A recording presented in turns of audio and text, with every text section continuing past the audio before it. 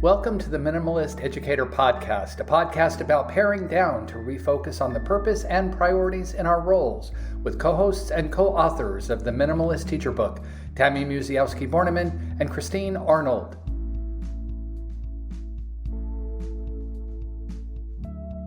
Hello, everyone, and welcome to today's episode of the Minimalist Educator Podcast. I'm here with Tammy today. How are you, Tammy? I am feeling pretty good. How are you, Christine? I'm doing well. I'm very excited for our episode today. We are doing a countdown of our top 3 most popular episodes. And our episode today is the 3rd most popular episode, coming in with the bronze medal. We have episode 21, Subtracting the Unnecessary with Dan Tricarico. What do you remember from this episode, Tammy? Well, I know that we talked with Dan at the start of our last season, and he is just like his work around the Zen teacher. Really, it's just so him. Like, I love talking to him because he exemplifies that Zen feeling. And like, he's still a high school teacher. He's been teaching for over 30 years now. And him bringing in ideas of teaching is a hard thing to do. It does really burn people out, but there's these things that we can do to help us be more centered. And just the way he talks about them, like, you just feel like you have to do them right away, because he just he exemplifies that feeling where he practices what he preaches. Absolutely, for sure. I like that he was so open about sharing his own experiences with burnout, but then also identified that these changes in his approach and his thoughts around mindfulness and everything else, he actually articulates in the episode, like, this is going to carry me through to retirement. Like, I know with this new approach, I can make it all the way to retirement, which I thought was really, really cool of him to say. Yeah, I think that's really relatable, because it doesn't really matter where you are in your career either, right? Whether you're a few years in and you want to teach, for another 30 years, or you're, in your last 5 to 7 years, or you have a year left. He definitely talks about ways to just make it more manageable for yourself so that you can keep your sanity and think about what's important to you while still being a great teacher. Because he is a great teacher, and he doesn't, he doesn't take it lightly. It's a serious job, but he makes sure he carves out time to do the things that he loves, and one of them is writing, and he's writing another book, which is amazing. So, so just like some of those practices that he does, and his pictures that he shares on social media are just so beautiful. Capturing, one of them is capturing other educators. And the photos are just really beautiful. And so it's nice that he does that for himself as one of his hobbies, but also just capturing those photos for people so they can see their beauty too. So it's just it's not just for himself, but it's for other people too. Absolutely. Yeah, he's got the passion still for education, but he also, is a really well-rounded human, and he thinks about a lot of different aspects of what makes him him. So exactly. Yeah, a really nice episode. And I think I can see why people are drawn to it and why it's come in as our 3rd most popular episode. Yeah, me too. So we hope you all enjoy re-listening to the wonderful Dan Tricarico.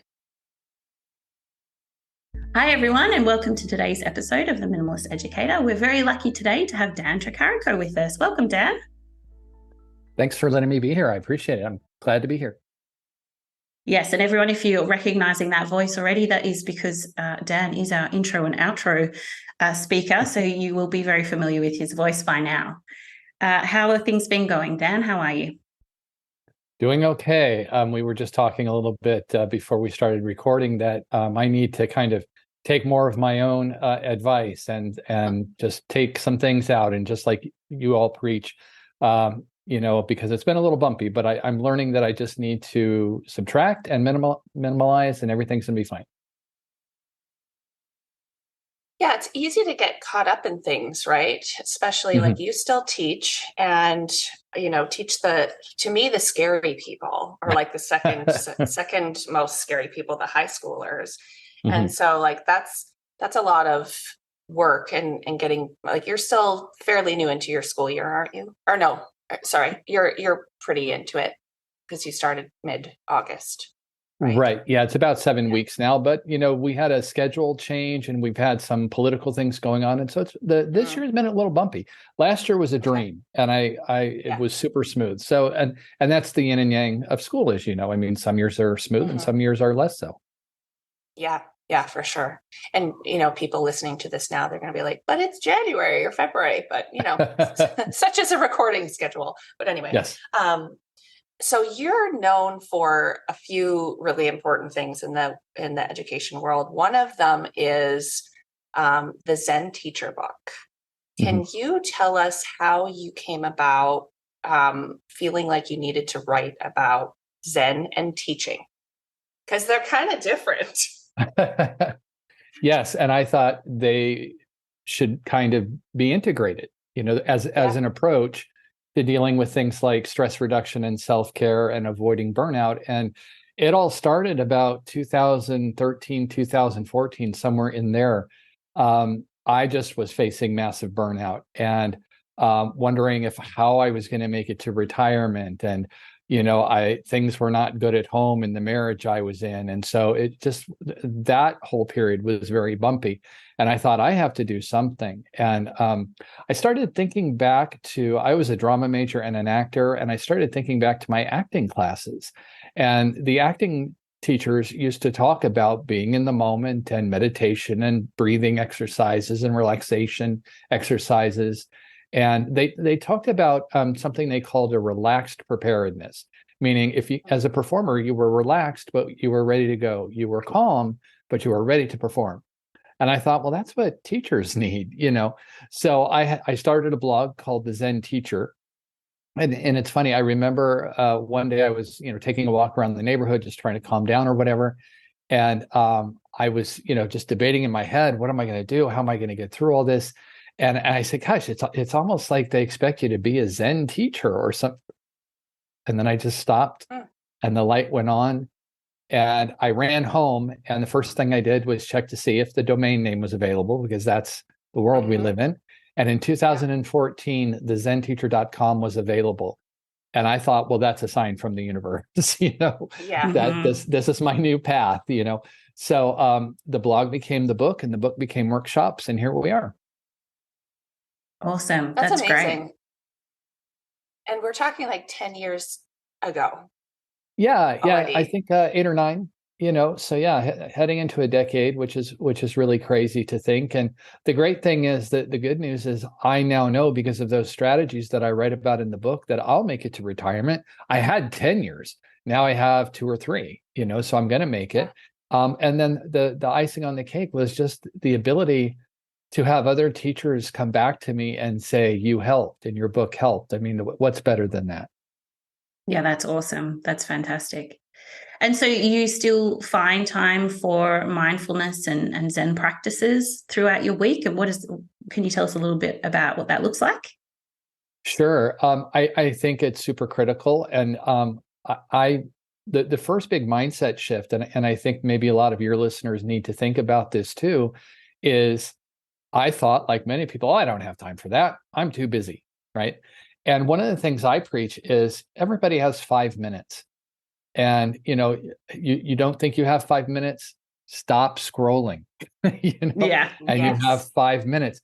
It's just mindless instead of mindful to just be scrolling with your thumb on that phone. But if you just stop that, you have the 5 minutes to listen to a soothing song, or call your mom, or, pet your dog, or whatever it is that's going to calm you down and reduce that stress and bring back that sense of centeredness and groundedness. That's so important, because we live in a society and a culture that does not value any of the things that any of us here are talking about. And so it has to be an intentional and conscious choice. And so for me, I really do make it intentional. I have little rituals of silence and stillness and meditation. I would not say I have a very structured meditation. I don't, meditate for 30 minutes every morning, as some people do, which is great. But I'm the kind of person who, when I'm driving and I hit a red light, I take 3 deep breaths and I resist that temptation to grab for my phone many times. I won't even say most of the time. The first impulse is always to grab that phone, and fighting against that is probably the hardest thing. But it's just finding times in your day where you can take even just a few minutes to disconnect from the rat race, the merry-go-round that is our current culture. Uh-huh. I definitely appreciate looking at your social media posts where because you're into photography too. And I feel like that's a nice way to just stay in the moment sometimes is, you are in the moment, but then you capture this kind of beautiful, like blue sky or palm trees or Balboa Park or things like that. It's just really, we need to slow down, right? We need to slow down to like appreciate and notice these things. Yeah. Yeah. I always say, notice what you notice. Yeah. It's very meta. Yeah, it is very meta. And the funny thing about the photography is it really was a chicken and egg kind of situation, because I've always loved photography. And when I started doing it now, since the books came out and I've been, doing workshops and everything, is I also realized what a mindful activity it is. In fact, I incorporated it into my workshops. And now I have the people who are in the workshops take their phones and for 15 minutes, just go and take pictures of whatever they notice and come back and talk about it. So I don't know if I love photography because it's mindful, or I realized that it's mindful because I do photography. I don't know which one, but I do love that for that reason, Tammy. Exactly. It slows me down. It allows me to notice what I notice and to be in the moment. Love that. Yeah. Have you heard people talking about glimmers recently? Yeah, and I was mad at them. Oh, really? Why? Because you're talking about glimmers. Yeah, like the opposite of triggers, glimmers. Yeah. Yes. Because years ago, I came up with something I called pamper triggers, which is the same thing as a glimmer. And I wanted to hijack that word trigger because it was so negative. And I said, hey, why don't we make this into a positive, and pamper triggers are those things to me that make you feel taken care of, soothed, and comforted. And we all have them.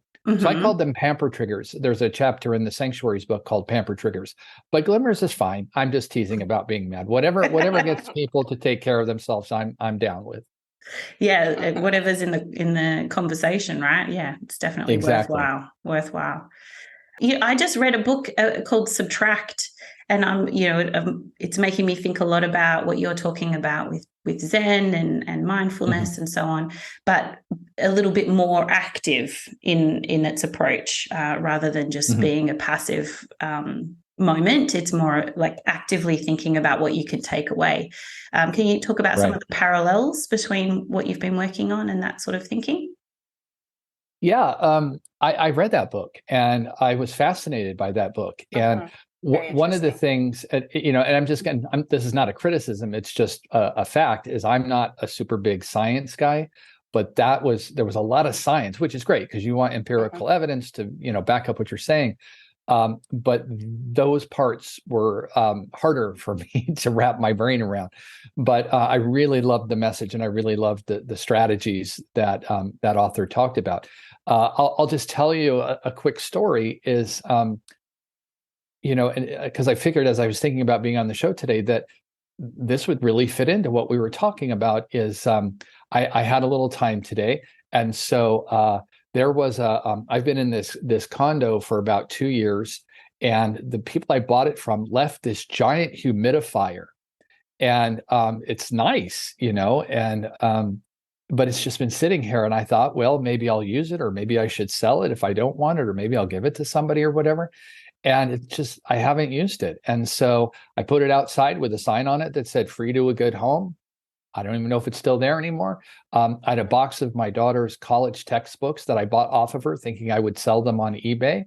The ones I put on there didn't sell, and I ran out of time. And so I put those out to see if anybody wants those. And now I have more space in my condo. and it's not a huge condo, so it matters, and it's just the idea of we can all, we think it's overwhelming, it's intimidating. Oh, I can't tackle it. It's too big, but it's really doing a lot of little things over time. And it's the overtime part that really makes a difference. And so I that was just a little story about, how I subtracted today.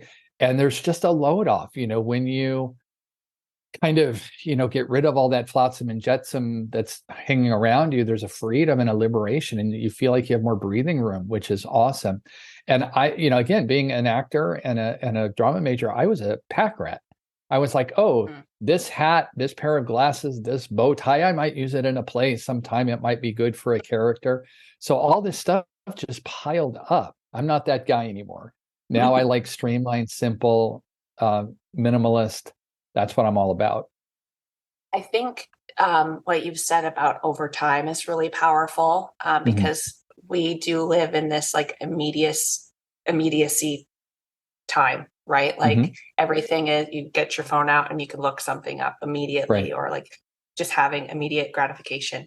Right. But it really is a process, right? If you want to truly spend the time to, one thing at a time out of your house, it doesn't have to be that immediate, like, I'm going to have this gigantic garage sale, which is a lot of preparation, by the way. Exactly. And like, right? Like, who has time for that?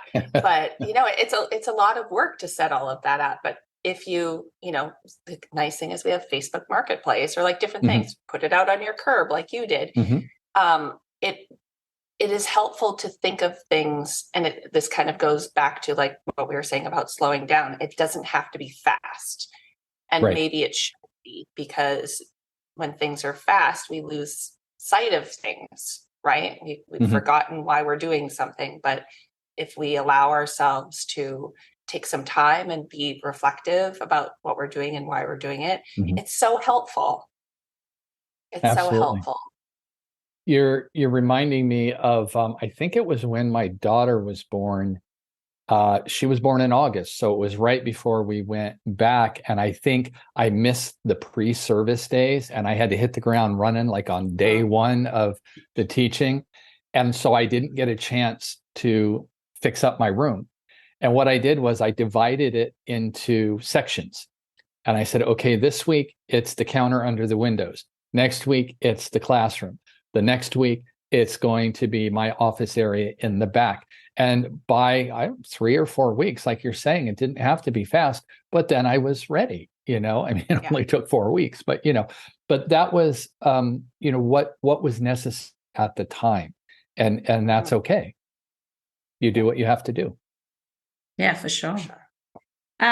We really enjoy listening to your podcast, The Zen Professional. And I noticed that one of the things I really enjoy about the podcast is that you talk to people from lots of different fields with lots of different experiences. So what do you think we can learn from other professions to help us in our world of education? Great question. And, it's so weird because I think Tammy was kind of saying this earlier. I can't remember if it was when we were recording or not, that there's no job like this. Teaching is a very unique position. I say I haven't worked in the real world in 30 years. I mean, we're very sheltered and isolated in some ways. But I started thinking about how, well, everybody is probably, especially in this post-pandemic world or quasi-post-pandemic world, everybody is struggling with stress. Everybody is struggling with anxiety. Everybody is struggling with how am I going to make this happen? How am I going to get this all done? And we have to allow for that, and we have to fight against that impulse. And I think that in the corporate world or the business world, as Tammy says, that immediacy or that sense of urgency is even more pressing than it is in teaching and in education. For better or worse, and sometimes both, the education pendulum moves really slowly, like glacier pace, right? But, if you think about, I don't know, doctors or lawyers or, corporate magnate type people, they're on a schedule like it's got to happen right now, and that can increase the stress. So I thought, well, I'm going to broaden my message and kind of fold those folks in too and bring those people into my message so that I can maybe start helping them as well. Once my platform was established in the education community, I had the bandwidth to do that. And teachers are always in my heart. I will always love teachers and work with teachers, but I just thought I wanted to include other people because I thought they were going through it too. Yeah, absolutely. Here in the Netherlands, we've got a policy where it's to protect us, but they try and count how many minutes or hours we work during the week. And I've never seen a situation like this before. And, pros and cons it may have, it does make me think about the effect on people who have billable hours and, Yes. number targets and things like this, that they, need to have this many emails done or this many clients reached out to. And I think it is something that teachers might not always realize other people are existing under these measurements. Exactly. And that, as I said, and as you said, it just creates a lot of stress, or can. And I think businesses are starting to talk about employee well-being, but much like in education, and you've both seen this too, there's a lot of talk about self-care and well-being, but then it's like, oh, but do these 40 things while you're taking care of yourself, Yes. And yeah. it's kind of, oxymoronic, I guess would be the fancy term, because you can't do it that way. And so that's why I always say that it's our own responsibility to be intentional about it. Nobody else is going to do it for us. I say, I can be really tired and nobody's going to come up to me and go, you know what, Danny, you probably need a nap. Right. I have to listen to those signals. It's not going to come from somewhere else. So we have to agree. And it's going to ruffle feathers. And people are going to look at you funny because they don't get to do it, or they don't choose to do it. And it's not part of the system.